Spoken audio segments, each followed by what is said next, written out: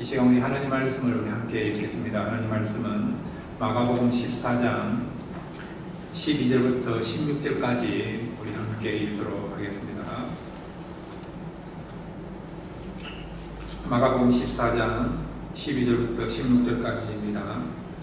무교절의 첫날 곧 6월절 양 잡는 날에 제자들이 예수께 여짜오되 우리가 어디로 가서 선생님께서 6월절 음식을 잡수시게 준비하기를 원하시니까 하매 예수께서 제자 중에 둘을 보내시며 이르시되 성내로 들어가라. 그리하며 물 한 동이를 가지고 가는 사람을 만나리니 그를 따라가서 어디든지 그가 들어가는 그 집 주인에게 이르되 선생님의 말씀이 내가 내 제자들과 함께 6월절 음식을 먹을 나이에 객실이 어디 있느냐 하시더라 하라.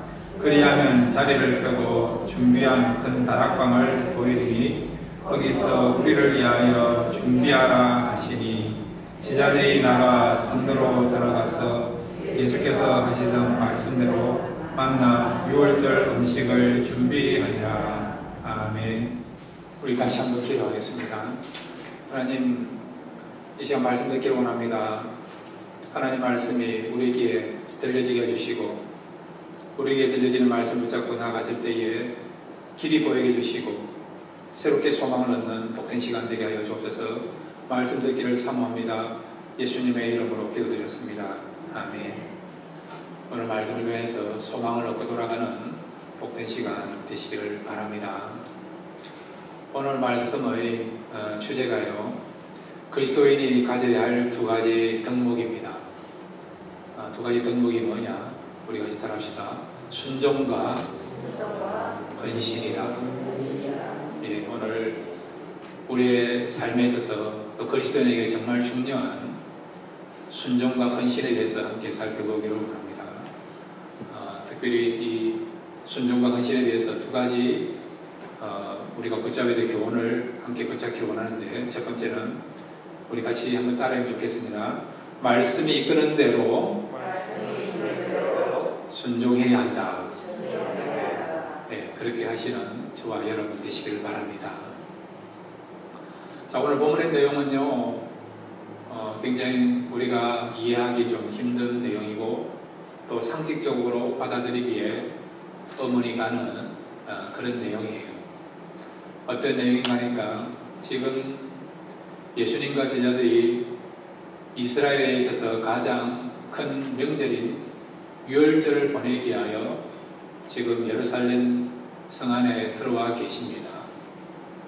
이제 6월절 만찬을 함께 보내는 시간을 가져야 되는데, 중요한 것은 만찬을 함께 할 수 있는 장소가 지금 예비되어야 되는데 장소가 아직 예비되어 있지 않은 그런 상황입니다.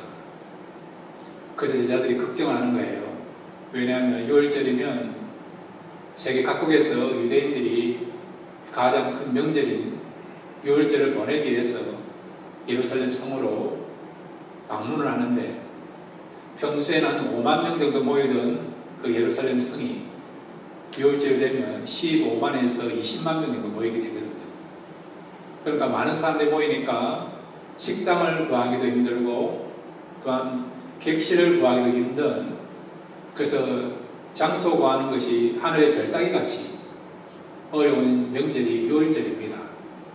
그래서 예수님과 제자들 합해서 13명인데 13사람이 함께 식사할 수 있는 그런 장소를 섭외한다는 것이 쉬운 일이 아니라는 거죠. 지금 제자들은 예수님과 함께 만찬을 보내야 되는데 장소를 구하지 못해서 걱정하게 된 것입니다. 그래서 예수님께 물은 것이죠. 예수님과 함께 6월절 만찬을 가져야 되는데 어디에서 이 만찬을 가졌으면 좋겠습니까? 라고 물은 거예요.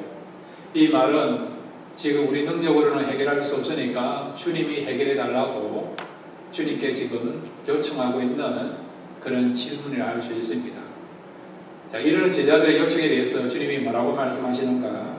자, 우리 12절부터 14절까지 다시 한번 읽겠습니다. 시작. 무교절의 첫날 곧 6월절 양 잡는 날에 제자들이 예수께 여짜오되 우리가 어디로 가서 선생님께서 유월절 음식을 잡수시게 준비하기를 원하시니까 하며 예수께서 제자 중에 둘을 보내시며 이르시되 성내로 들어가라. 그리하면 물 한 동이를 가지고 가는 사람을 만나리니 그를 따라가서 어디든지 그가 들어가는 그 집 주인에게 이르되 선생님의 말씀이 내가 내 제자들과 함께 유월절 음식을 먹을 나의 객실이 어디 있느냐 하시더라 하라. 아멘. 주님이 제자들에게 뭐라고 말씀하십니까? 성 안으로 들어가면 물동이를 가지고 가는 사람이 있다는 거예요. 그 사람을 따라가면 그 사람이 들어간 집주인을 만나게 될 것인데 그 집주인에게 이렇게 말하는 거죠.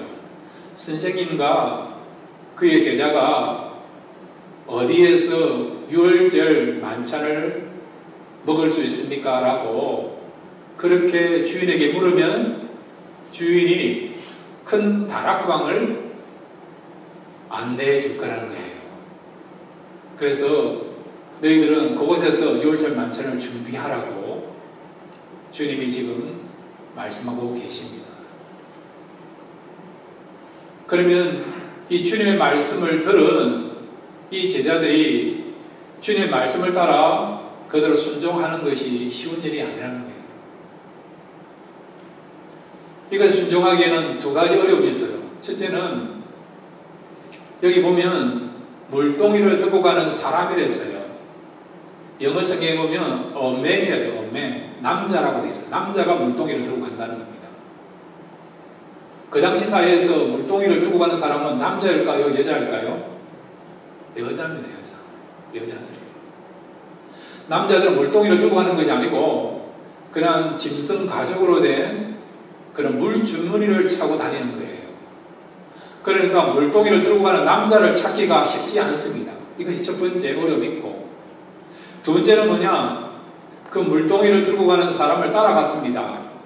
그리고 그 집주인에게 예수님 말씀하신 대로 예수님과 우리가 먹어야 될 방이 어디 있습니까? 그렇게 물었을 때에 그 주인이요 이상한 눈빛으로서 바라보면서 무슨 이야기를 하느냐라고 얼마든지 제자들의 질문에 대해서 거절할 수 있다는 거예요. 그러니까 지금 예수님께서 이런 지시를 하셨고 명령하셨지만은 이 말씀대로 순종하는 것이 어떻게 보면 합리성도 없고 상식적으로 맞지 않는 그런 내용의 성격이라 할 수 있고 그런 명령이라 할 수 있다는 것입니다. 그런데 놀라운 것은 예수님의 이런 명령을 받은 제자들이 어떻게 했을까요? 상식적으로도 이해가 안 되고 그리고 이성적으로도 도저히 납득이 안 되는 그런 명령인데 이 제자들은 이 예수님의 명령을 붙잡고 어떻게 결정했을까요? 자, 15절부터 16절까지 제자들이 어떻게 행하고 어떻게 결정했는가 우리 살펴보겠습니다. 15절 16절 같이 읽겠습니다. 시작. 그리하면 자리를 펴고 준비한 큰 다락방을 보이르니 거기서 우리를 위하여 준비하라 하시니 제자들이 나가 성내로 들어가서 예수께서 하시던 말씀대로 만나 유월절 음식을 준비하니라. 아멘. 제자들이 어떻게 했습니까? 예수님의 이 지시를 받고 명령을 받고 거절했습니까? 아니면 행했습니까? 행한 거예요. 말씀대로 행하였더니 주인을 만났고 그리고 유월절 만찬을 함께할 장소를 구하게 된 것입니다. 상식적으로도 이해가 안 돼요, 여러분. 합리성도 없어요. 오히려 불가능한 것이 더 타당하다 할 정도로 그런 명령이고요. 그런 순종에 대한 내용입니다. 그럼에도 불구하고 이 제자들은 이 말씀을 하시는 분이 누굽니까? 진리시고 참되신 말씀에 대해서 책임을 지시는 주님 아니십니까? 주님의 이 말씀을 의지해서 말씀을 믿고 행했더니 주님 말씀대로 주를 만나게 되고 함께 유월절을 보낼 장소를 얻게 된 것이에요. 무엇을 말씀해주고 있습니까? 때로는 우리가 순종해야 되고 우리가 믿어야 되고 붙잡아야 될 말씀이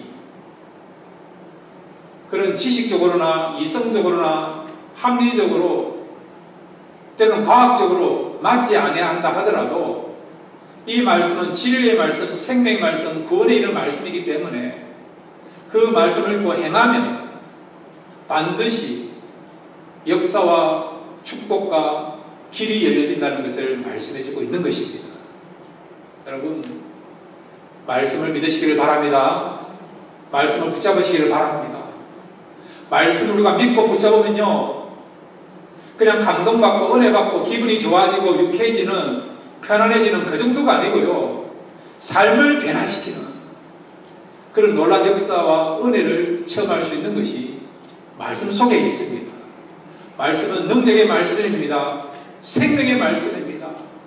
역사를 이루는 그런 기적을 우리에게 보여주고 체험케 하는 말씀이 우리가 믿고 있고 붙잡고 있는 말씀입니다. 말씀을 통해서 새로운 인생을 사시고 또 하나님의 그런 역사를 경험할 수 있는 저와 여러분 되시기를 바랍니다. 자, 그런데 여러분, 이 제자들이 주님의 말씀대로 순종했잖아요. 그들은 어떻게 이성적으로도 맞지 않는 이 말씀을 어떻게 순종할 수 있는가? 자, 이 부분에 대해서 마가복음 11장 4절부터 6절까지 보면 우리가 이 제자들이 이러한 일이 있었기 때문에 말씀대로 순종할 수 있었구나, 그런 진리를 우리가 붙잡을 수 있습니다. 마가복음 11장 4절부터 6절까지 우리 함께 읽겠습니다. 시작.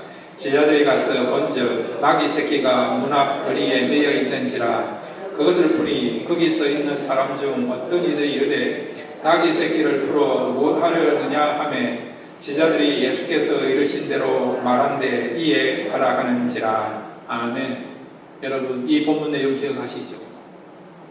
예수님께서 예루살렘 성에 입성하시기 전에 나귀 새끼를 타고 올라가시기를 원하셨는데, 그런데 나귀 새끼를 준비하는 과정 속에서 제자들이 말씀한 내용 아닙니까? 성 안에 가면 한 번도 짐을 실어보지 아니한, 사람을 태우지 아니한 어린 나귀 새끼가 있는데 그 주인에게 가서 주께서 쓰신다 하라고 말만 하면 그 주인이 나귀 새끼를 준다는 거예요. 제자들이 예수님 말씀 듣고 그대로 행했더니 나귀 새끼를 얻게 된 것을, 끌고 온 것을 우리가 알고 있지 않습니까? 그러니까 이 제자들은요, 이미 주님 말씀을 순종하면 역사가 일어난다, 때로는 기적이 일어난다, 상식과 이성을 초월해서 놀라운 사건이 일어난다, 그것을 체험한 거예요. 이런 체험을 바탕을 통해서 지금도 주님 말씀대로 순종했더니 놀라운 역사를 경험하게 된 것입니다. 여러분, 말씀대로 하면 이런 놀라운 역사가 일어난다는 것을 우리가 다시 한번 발견할 수 있는 것이죠. 자, 그런데 여러분, 예수님과 제자들의 삶을 보면요, 예수님을 처음 만날 때부터 이런 사건들이 많이 나타난 것을 보게 됩니다. 어떤 면에서 제자들은요, 예수님과 지금 3년 이상 교제하면서 함께 공동체 생활을 하면서 이 말씀의 역사를 참 많이 경험하고 있는 것입니다.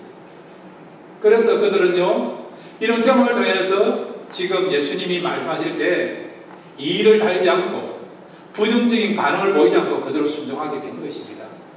자, 여러분, 누가복음 5장 4절부터 6절까지 한번 볼까요? 예수님이 시몬을 처음 만났을 때에 시몬이 말씀에 대해서 어떤 반응을 보이고 있는가? 누가복음 5장 4절에서 6절입니다. 우리 함께 읽겠습니다. 시작. 말씀을 맞으시고 시몬에게 이르시되 깊은 데로 가서 그물을 내려 고기를 잡으라. 시몬이 대답하여 이르되 선생님, 우리들이 밤이 새도록 수고하였으되 잡은 것이 없지만은 말씀에 의지하여 내가 그물을 내리라 하고 그렇게 하니 고기를 잡은 것이 심히 많아 그물이 찢어지는지라. 아멘. 지금 베드로는 예수님을 처음 만난 거예요. 그전에는 한 번도 본 적이 없습니다. 만나본 적이 없습니다. 대화해 본 적도 없어요. 어느 날 지금 시몬 베드로가요 밤새도록 그물을 내렸지만 한 마리도 얻지 못하고 헛땅치는 그런 날이었어요. 그래서 이제 그물을 이제 집어서 이제 다음 날을 기대하면서 피곤하니까 집에 들어가려고 하는 그런 상황이었습니다. 그런데 예수님이 베드로에게 찾아오신 것이죠. 정확한 시간은 모르지만 아침으로 우리가 얼마든지 예상할 수 있는 그런 시간대를 알 수 있습니다. 그런데 예수님이 베드로에게 뭐라고 지금 말씀하십니까? 그물을 깊은 데에다가 던져봐라라고 말씀하지 않습니다. 이런 예수님의 요구에 대해서 베드로가 뭐라고 반응을 보입니까? 밤새도록 그물을 내리고 올리고 했지만 한 마리도 잡지 못했습니다. 그렇게 말을 하지 않습니다. 그건 정답이에요. 그리고 아침에는 여러분 갈릴리 호수에는요 사람들이 고기를 잡지 않습니다. 오후 늦게나 밤에 고기 잡는 일을 하지요. 지역 구조상 아침에는 낚시를 하기에 고기를 잡는 일에 좋은 시간대가 아닙니다.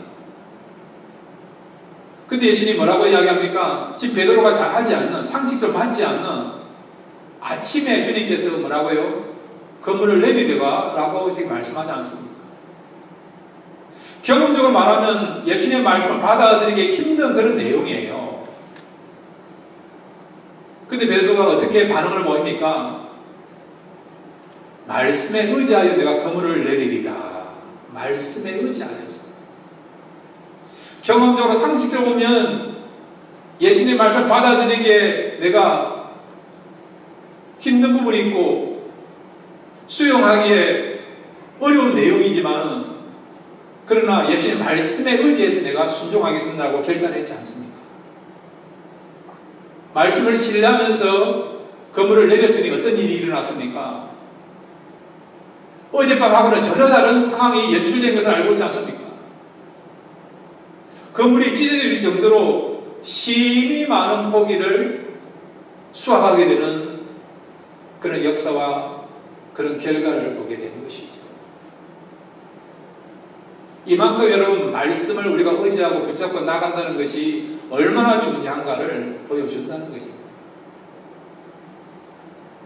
우리는 지난 1년 가까이 이 코로나 바이러스로 하는 여러분의 생애에서 한 번도 경험하지 못한 시간들을 보냈습니다. 지금도 우리가 그 시간을 보내고 있지 않습니까? 그리고 앞으로 코로나 바이러스가 끝나고 애프터 코로나 바이러스 시대 그런 시간들을 살아갈 때 우리가 앞으로 어떤 삶을 살아갈 것인가 여러분 그 부분에서 예측할 수 있습니까? 많은 전문가들이 이야기하지 않습니까? 애프터 코로나 바이러스는 그 이후에는 지금 삶하고 다를 것이다. 여러 가지 변화가 일어날 것이다. 그렇게 이야기하지 않습니다. 코로나 바이러스 기간 가운데서도 우리가 지금 전에하고는 전혀 다른 삶을 살고 있어요. 만약에 이 코로나 바이러스 끝나고 나서도 여러분 우리의 삶에서 어떤 문제가 일어나게 될 것이고 어떤 방향으로 이 사회가 흘러가게 될 것인가. 교회도 마찬가지고 여러분의 가정생활도 마찬가지고 여러분 직장생활도 마찬가지예요. 여러분 우리의 지식으로는요 우리의 능력으로는 예측할 수 없는 그런 가운데 우리가 살고 있습니다. 그러면 여러분 우리가 한 번도 가보지 못한 이런 길을 간다고 했을 때 그러면 우리가 어떻게 사는 것이 무엇을 붙잡고 살아가는 것이 진정으로의 삶의 개런티 할 수 있는 보장할 수 있는 길이 될 수 있는가? 그 길은 무엇입니까? 우리 같이 따라합시다. 말씀대로 살아가자. 말씀 따라 살아가자. 이것이 불확실한 가운데서 믿는 자에게 정확한 답을 주는 진리가 될 줄로 믿습니다. 베드로가 말씀대로 행했더니 어떻게 됐다고요? 풍성한 수확을 얻게 된 거죠. 우리가 지금도 여전히 코로나 바이러스의 그런 어떤 테리토리 안에서 환경 가운데 살아가고 있지만은, 여전히 우리는 불확실한 가운데 살아가고 있지만은, 또한 불안한 가운데 살아가고 있지만은, 그럼에도 불구하고 우리가 말씀대로 살아가면 얼마든지 앞을 내다보지 못하는 그런 상황 가운데 있다 하더라도 저와 여러분은 빛과 소망을 가지고 살아가야 될 줄 믿습니다. 이 코로나 바이러스 끝나고 난 뒤에도 많은 변화가 일어날 거예요. 그럼에도 불구하고 우리는 말씀 따라 말씀 붙잡고 살아가면 하나님이 축복하시고 이끌어주시는 참된 삶을 살아가게 될 줄로 믿습니다. 자, 여러분, 출애굽기 13장 21절과 22절을 보면 이스라엘 백성들이요, 애굽에서 나와서 홍해 앞에 갈 때까지, 홍해를 건너고 난 뒤에 가나안 땅 가기 전까지 40년간 정말 불확실한 가운데서도, 미래를 예측할 수 없는 불안한 가운데서도 그들이 어떻게 해서 그 힘든 시기를 잘 견딜 수 있었는가, 그들이 진정한 빛이 되고 소망이 되고 바르게 인도했던 것이 뭔가, 출애굽기 13장 21절부터 22절에 보면 나와 있습니다. 우리 같이 읽겠습니다. 시작. 여호와께서 그들 앞에서 가시며 낮에는 구름 기둥으로 그들의 길을 인도하시고 밤에는 불 기둥을 그들에게 비추사 낮이나 밤이나 진행하게 하시니, 낮에는 구름 기둥 밤에는 불 기둥이 백성 앞에서 떠나지 아니하리라. 아멘. 이스라엘 백성들을 40년간 인도한 것은 무엇입니까? 구름 기둥과 뭐예요? 불 기둥. 이것을 우리가 신학적 용어로 하나님의 현년이라, 하나님의 현년. 하나님을 대신해서 우리에게 하나님의 영광과 인도하심을 보여주시는 통로가 된 것을 하나님의 현년이라고 합니다. 말씀이 그렇고, 또한 이런 구름기둥, 불기둥, 이런 것이 하나님을 대신해서 보여주는 통로가 된 것입니다. 이스라엘 백성들이 애굽에서 나와서요, 구름기둥과 불기둥이 그들을 인도했습니다. 이스라엘 백성들은 자기 마음대로 간 것이 아니고, 낮에는 불기둥, 낮에는 구름기둥, 밤에는 불기둥, 두 기둥이 인도하는 대로 행진하고 움직였습니다. 그들이 애굽에서 나와서 홍해 앞에까지 왔어요. 그것도 홍해 물길 가운데 가장 깊은 곳까지 왔습니다.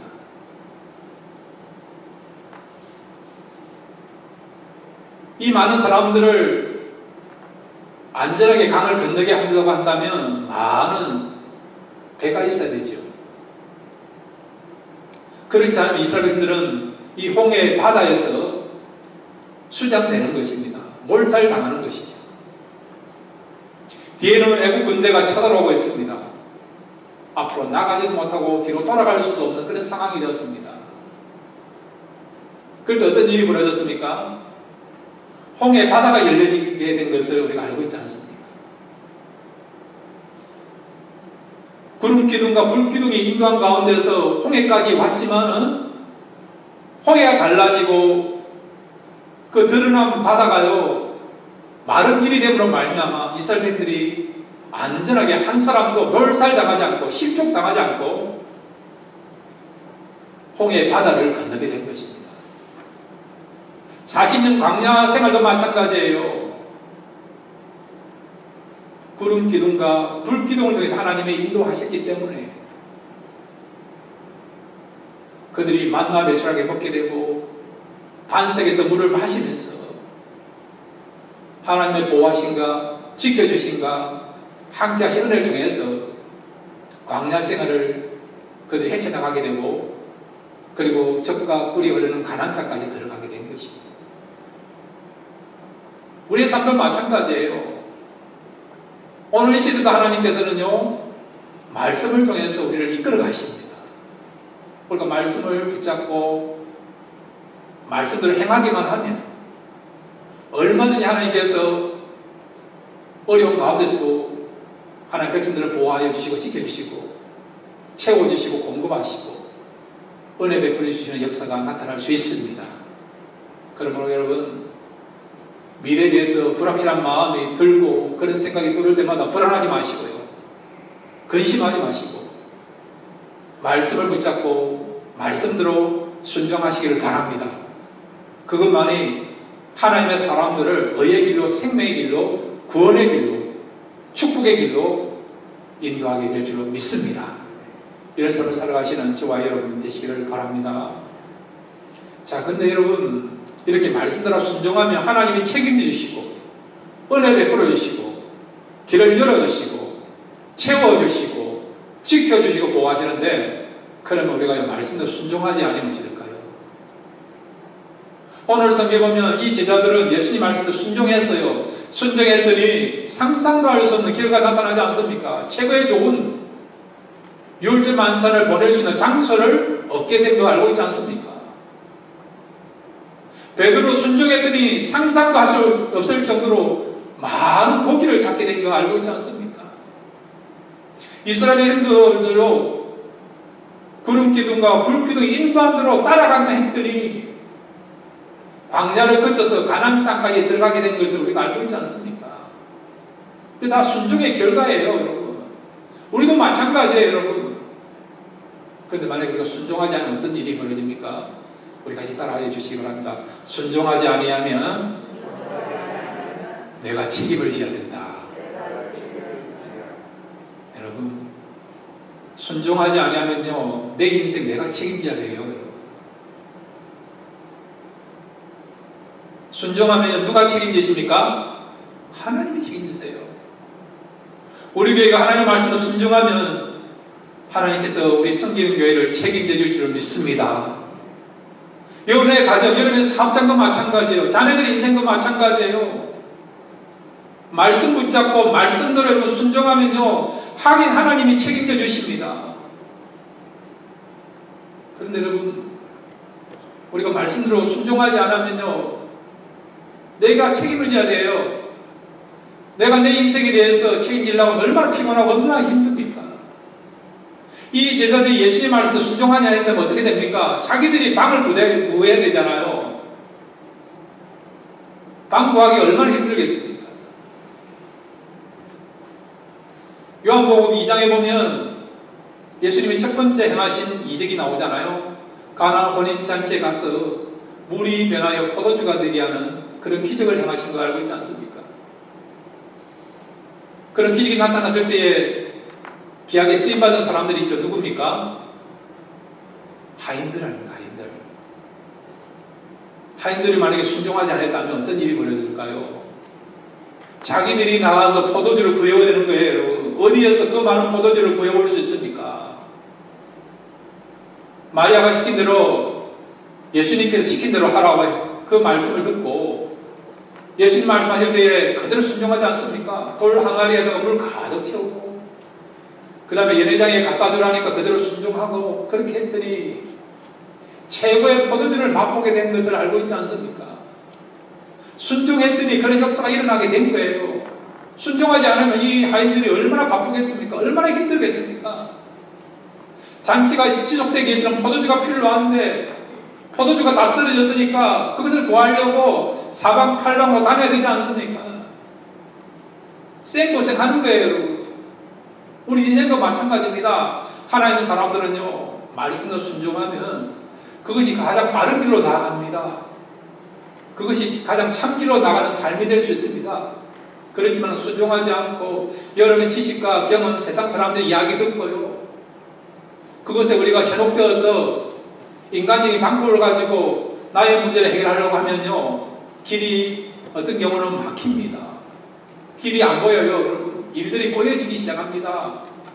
그러므로 여러분, 하나님의 사람으로 순종할 때에 그 진정한 축복과 은혜가 임한다는 것을 알고 순종의 삶을 살아가시는 저와 여러분 되시기를 바랍니다. 두 번째로 여러분, 오늘 이 순종과 헌신을 통해서 함께 메시지를 붙잡기를 원하는데, 이번에는 헌신에 대해서 같이 생각하겠습니다. 우리 같이 한번 따라 듣겠습니다. 순종하기 위해서는 헌신된 마음이 준비되어야 한다. 이렇게 살아갈 수 있는 저와 여러분 되시길 바랍니다. 순종이 참 중요하다고 말씀드렸어요. 그럼 이 순종이 그냥 되느냐? 아니에요. 순종에 대해서 우리가 100번 외친다고 해서 순종할 수 있는 거 아닙니다. 순종의 삶을 살기 위해서는 여러분 헌신된 마음이 준비되어야 됩니다. 헌신이 무엇입니까? 몸과 마음을 바치는 것이 헌신 아닙니까? 특별히 우리는요, 순종하기 위해서는 말씀에 대해서 헌신의 마음을 가져야 됩니다. 그렇게 할 때 진정한 순종이 나온다는 것입니다. 오늘 성경 우리 14절, 15절 우리 같이 한번 읽겠습니다. 14절과 15절입니다. 시작. 어디든지 그가 들어가는 그 집 주인에게 이르되 선생님의 말씀이 내가 내 제자들과 함께 유월절 음식을 먹을 나의 객실이 어디 있느냐 하시더라 하라. 그리하면 제자를 펴고 준비한 큰 다락방을 보이리니 거기서 우리를 위하여 준비하라 하시니. 아멘. 여기 보면 두 부류에 순종하는 사람이 나오죠. 한 부류는 누굽니까? 제자들. 예수님 말씀하실 때에 거절하지 않고 우리는 못합니다, 이해가 안 됩니다, 그런 순종할 수 없습니다 라고 거절하지 않고 어떻게 했다고요? 순종했잖아요. 이렇게 아름다운 순종하게 된 원동력은 무엇입니까? 주님 말씀에 대해서 헌신할 마음이 되는 거죠. 주님 말씀하시면 어떤 말씀하시라도 나는 헌신하겠다, 말씀 따르겠다, 말씀에 대한 헌신이 바탕이 됐으니까 그 헌신된 그 마음을 통해서 어떻게 해요? 순종하는 자리까지 나가게 된 거예요. 집주인도 마찬가지예요. 제자들이 와서 주님의 말씀을 전했더니 이 집주인이 어떻게 했습니까? 주님의 말씀을 듣고 어떻게 해요? 그대로 준비해 주는 것을, 방을 예배해 주는 것을, 허락하는 것을 보고 있지 않습니까? 주님의 말씀에 대한 분명한 헌신이 있으니까 자기 집을 유월절 만찬을 가질 수 있는 장소를 제공하지 않습니까? 그러니까 이런 순종은요, 헌신된 마음을 통해 나타나는 것을 우리가 깨달을 수 있는 것이죠. 자, 다니엘서 1장 8절에 보면 다니엘의 아름다운 순종이 나오는데 이 순종은 그냥 나온 것이 아니라 헌신된 마음에서 나온 것을 우리가 깨달을 수 있습니다. 다니엘서 1장 8절을 같이 읽겠습니다. 시작. 다니엘은 뜻을 정하여 왕의 음식과 그가 마시는 포도주를 자기를 더럽히지 아니하리라 하고 자기를 더럽히지 아니하도록 판관장에게 구하니. 아멘. 뜻을 정하여 헌신된 마음을 가졌다는 것이죠. 다니엘의 마음에는 어떤 마음이 있습니까? 우상을 섬겨서는 안 된다. 그리고 우상으로 바쳐진, 우상을 위해서 제사를 드린 그 음식을 먹어서는 안 된다. 이런 말씀에 대한, 하나님 율법에 대한 그런 헌신된 마음이 준비되어 있는 거죠. 이런 헌신된 마음이 준비되어 있으니까, 그런 마음을 가지게 되니까 실제적으로 우상 제물을 먹어야 되는 그런 상황이었지만은 그럼에도 불구하고 헌신된 그런 말씀에 대한 준비가 되어 있으니까 단호하게 거절하게 된 것이죠. 우상 제물을 먹지 않고 끝까지 신앙의 정조를 지키게 된 것입니다. 신앙의 정조를 지키는 이런 순종과 결단은 그냥 나온 것이 아니라 말씀에 대한 순종하려고 하는 그런 마음을 가지기 때문에 순종을 행하게 되는, 순종의 삶을 살게 되는 그런 아름다운 삶을 살아가게 되고 그런 행위를 하게 된 것입니다. 그 다음에 여러분 사무엘상 3장 10절을 같이 읽겠습니다. 사무엘상 3장 10절입니다. 함께 읽겠습니다. 시작. 여호와께서 임하여 서서 전과 같이 사무엘아 사무엘아 부르시는지라. 사무엘이 이르되 말씀하옵소서 주의 종이 듣겠나이다 하니. 아멘. 하나님이 부르실 때 사무엘이 어떤 태도를 취했다고요? 말씀하옵소서 주의 종이 듣겠나이다. 듣는다는 것은 그냥 리슨한다는 의미가 아니고요. 어떤 의미라고요? 순종하겠습니다. 하나님 말씀하시는 대로 하나님이 가라면 가고요, 멈추라면 멈추겠습니다라고, 어떤 일도 행하겠습니다라고 그 고백이 뭐라고요? 듣겠나이다, 듣겠나이다. 이런 아름다운 순종이 어디서 나오겠습니까? 말씀하옵소서. 하나님의 말씀에 대한 절대 신뢰를 가지고 말씀에 대한 헌신이 준비되어 있으니까 결국 순종하는 자리까지 나가게 된 것입니다. 마태복음 4장 19절부터 20절까지 베드로가요, 주님의 말씀을 듣고 많은 수확을 얻고 난 뒤에 말씀에 대해서 어떤 반응을 보이겠는가? 마태복음 4장 19절에서 20절입니다. 함께 읽겠습니다. 시작. 말씀하시되 나를 따라오라. 내가 너희를 사람을 낚는 어부가 되게 하리라 하시니 그들이 곧 그물을 버려두고 예수를 따르니라. 아멘. 조금 전에 말씀의 위력을 본 거예요. 상식적으로, 이성적으로, 경험적으로 보면 아침에는 고기를 많이 잡을 수 없는데, 그런데 예수님 와서 그물을 가지고 깊은 데가 던져라, 그 말씀을 행했더니 상상도 할 수 없는 그물이 찢어질 정도로 많은 어떤 수확을 얻게 된 것이죠. 아, 예수님 말씀은 능력이 있구나, 말씀대로 순종하면 역사가 나타나구나 확신을 얻은 것입니다. 말씀에 대한 헌신이 준비된 것이죠.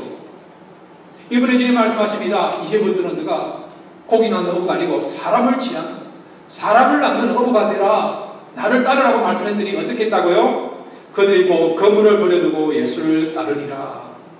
다른 복음서에서는요, 만사를 제껴두고 예수님을 따랐다라고 말씀하고 있습니다. 어떻게 예수님 말씀에 이렇게 놀라운 반응을 보였느냐? 그 원인은 무엇입니까? 원동력 무엇입니까? 말씀에 대한 신뢰를 가지고, 그 다음에 말씀에 대한 헌신이 바탕이 되니까 주님 요구하신 대로 그대로 순종하게 된 것이죠. 여러분, 하나님은 오늘도 이 시대에요, 순종하는 자와 말씀에 대한 헌신된 자를 찾고 계십니다. 그러면 여러분, 이런 순종과 헌신된 삶을 살면요, 하나님 축복하시고 은혜 베풀어 주시고 하나님 나라를 위해서 귀하게 쓰임 받을 수 있습니다. 그러면 여러분, 우리가 진정으로 순종하기 위해서는 헌신된 마음이 되어야 되지 않습니까? 특별히 말씀에 대해서 우리가 헌신된 마음을 가져야 되는데, 어떻게 하면 헌신된 마음을 가질 수 있습니까? 먼저 말씀이 들려져야 돼요. 내 귀에 들려져야 됩니다. 말씀을 가까이 하셔야 됩니다. 그렇게 할 때 여러분, 말씀에 대해 헌신할 수 있습니다. 요즘 시대는 우리가 많은 정보와 많은 지식을 들을 수 있는 거 아닙니까? 그런데 어떤 경우는요, 이런 지식과 정보 가운데도 어떤 경우는 우리에게 도움을 못 주는 그런 지식과 정보들이 너무 많아요. 그렇지 않습니까? 세상 지식, 세상 뉴스, 정치, 경제, 문화, 생활에 관한 거 필요해요. 때로는 들을 필요 있습니다. 유익을 줍니다. 근데 그런 것에 우리가 너무 심취되어 있으면 뭐가 안 들린다고요? 말씀이 안 들려요. 말씀이 안 들려요. 진짜 중요할 때는 말씀을 붙잡고 나가야만 길이 열려지고 참된 삶을 살 수 있는데, 너무 세상적인 것에 심취되어 있으면 말씀이 안 들려요. 그러면 말씀을 붙잡을 수 없어요. 말씀에 대한 헌신이 없으면요, 진정한 순종이 안 나오는 겁니다. 헷갈리는 거예요. 머뭇거리는 거예요. 그러면 늦어버리는 거죠. 그러면요, 내 인생을 하나님이 책임지는 게 아니고 내가 책임져야 되는 거예요. 얼마나 피곤하고 힘들겠습니까? 사랑하는 성도 여러분, 많은 정보를 접하고 많은 지식을 우리가 가지고 있고 여러 가지 어떤 그런 매체들이 많이 있고 볼거리도 많고 들을거리도 많은 그런 시대지만은, 그럼에도 불구하고 여러분의 귀에 말씀이 들려지기를 바랍니다. 그리고 그 말씀이 들려지면 말씀에 대한 헌신을 하십시오. 그런 말씀에 대한 헌신이 되어질 때 하나님께서 이렇게 하라 저렇게 하라고 순종을 요구하십니다. 순종을 요구하실 때 그대로 순종하십시오. 그러면 하나님께서 축복하시고 은혜 베풀어 주시고 형통하게 하시는 그런 역사가 일어나게 될 줄 믿습니다. 이런 순종과 헌신을 통해서 귀하게 쓰임 받을 수 있는 여러분의 삶이 변화될 수 있는 그런 인생을 살아가시는 저와 여러분 되시기를 주님의 이름으로 축원드립니다.